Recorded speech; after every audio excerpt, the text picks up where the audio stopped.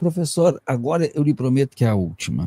Sim, sem Eu não problema. quero, eu não quero que o senhor me, eu não quero que o senhor me entenda mal e nem a comunidade entenda mal. Eu já vou falar pelo final. Eu não estou falando mal de Platão, Aristóteles e companhia. Eu não sou louco. Eu não sou louco, tá? Então já vou começar pelo final. Eu não sou louco de maneira alguma. Se quiser falar mal, ó, eu sinto de é, amigo.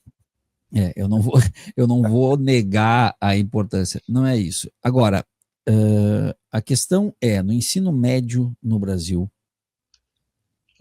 em filosofia, estuda-se Platão, estuda-se Aristóteles, estuda-se Sócrates, e se estuda os pré-socráticos também, evidentemente. E depois se estuda todo aquela lista clássica que a gente sabe. Então, vai passar pelos alemães, né, do 18, vai passar pelos alemães do 19, vai pegar os modernos, vai pegar os estruturalistas, pós-estruturalistas e tudo mais. O ensino médio no Brasil não devia achar nessa lista um espacinho, nem que fosse mínimo, para ler Abdias do Nascimento? Que maravilha. Precisamos de Abdias do Nascimento. Pode falar mal do Aristóteles e do Platão. Abdias do Nascimento, eu estou com uma disciplina na graduação, no curso de licenciatura na universidade, que neste semestre estamos lendo o genocídio do negro brasileiro, Abdias do Nascimento. Eu gosto muito do quilombismo também. É muito Muito bom. necessário. A gente vai entender o Brasil, um país que se montou em cima e se organizou em torno de uma estrutura escravagista.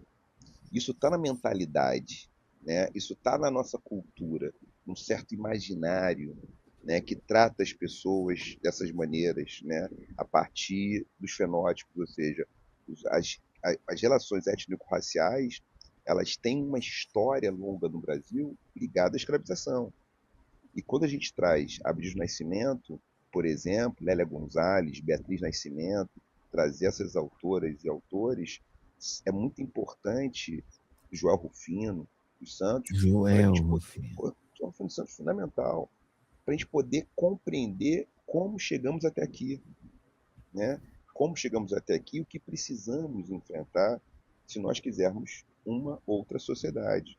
Se a gente compreende que a maneira como estamos não é a melhor maneira possível, que a gente precisa enfrentar as desigualdades, né? Precisa melhorar e avançar na justiça, na equidade. Eu nem falo em igualdade, falo em equidade, que é importante. Então, precisamos achar um momento para isso. E trazer também autoras e autores africanos e indígenas para esse repertório. Eu acho que isso é muito importante. Eu, durante muito tempo, briguei, né? Não briguei, né? Eu apresentei, trouxe textos que eram textos mais desconhecidos. Eu tenho um livro chamado Ensino de Filosofia, Lei 10.639, que fala de textos anteriores ao de Platão, por exemplo, ao dos pré-socráticos, que tratam de temas semelhantes, mas que foram escritos no continente africano. Então, não eram reconhecidos como filosofia porque não se conheciam esses textos, ou não se fazia questão de divulgá-los. Hoje a gente consegue ver mais gente estudando Amenemope, Ptah-hotep, Orunmila, que são autores que escreveram antes dos textos clássicos da filosofia grega, e que falam de temas semelhantes, falam da natureza, falam do diálogo, né? Então, isso que eu trouxe agora, tem um autor, né, que é o Mogobe Ramose, ele fala em polidiálogo, que é essa habilidade da gente conversar com seres que não são apenas da nossa espécie, que não é uma fantasia, mas é como eu consigo avaliar os impactos que eu causo no ambiente, que eu faço uma escuta ativa do meio ambiente, das florestas, dos rios, das condições climáticas. Isso faz com que eu atue de maneira diferente, não posso poluir tanto. Eu tenho que ter um consumo responsável nessa região. A gente não pode extenuar o solo nessa região, porque isso vai criar consequências. Então, chama-se polidiálogo. Diálogo a gente fala com a nossa espécie. Polidiálogo é capaz de conversar com outras espécies. Então, o ensino médio, a gente precisa plasmar isso no imaginário dos jovens para dizer, ó, tem outras formas possíveis de a gente lidar com as coisas. É possível, pode criar outros mundos.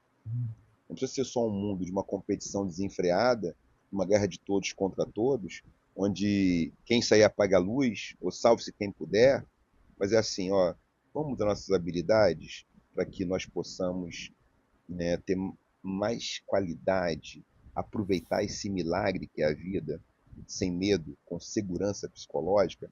Quando eu falo dos afetos, é isso. Ter territórios onde as crianças, os jovens, as pessoas adultas, as pessoas idosas, as pessoas se sintam seguras, elas se sintam respeitadas.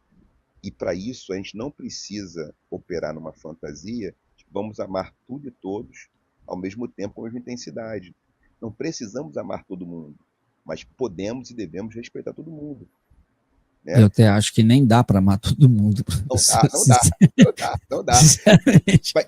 E não dá. E esse é o problema. Aqueles que dizem que vão amar todo mundo são aqueles que não amam todo mundo, pelo contrário, e que atacam alguns, né? Aquele discurso, não, todo mundo, a gente ama todo mundo. E quando vê a prática, é outra prática.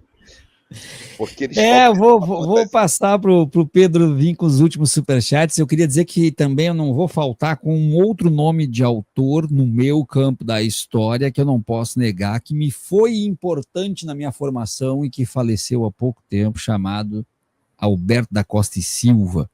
Foi muito importante na minha formação e eu não posso negar a enxada e a lança, eu não posso negar um rio chamado Atlântico, não posso negar a Manilha e o Libambo, que foi uma trilogia fantástica do Alberto da Costa e Silva. Embora às vezes eu achasse o professor Alberto chato, mas ele foi extremamente importante. Vai lá, Pedro.